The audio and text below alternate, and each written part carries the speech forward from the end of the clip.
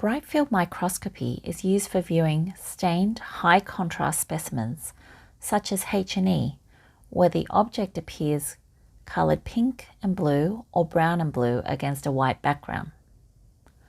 First, check that the lamp is on and the brightness level is acceptable to provide good contrast. On the upright stand, make sure the bottom lamp is on and the preset is off so that you can adjust the light intensity, and that the bright level is suitable. Insert neutral density and colour filters as required to achieve a good white balance background.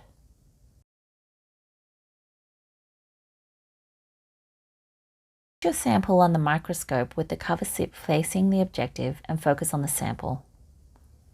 Adjust the field stop and focus of the condenser to make sure you have achieved Kohler illumination. Check the numerical aperture of your objective and narrow the aperture of the condenser to around 3/4 of this value. For example, many 10x objectives have an NA of around 0.4. So 3/4 of 0.4 is around 0.3 or 30%. Therefore, set the aperture stop to about 30% of fully open. This will cut out excess light and in turn enhance the contrast of your image.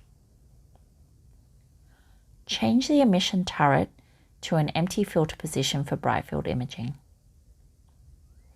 Make sure the light is directed to the eyepiece by moving the slider on the upright or turning this knob on the inverted.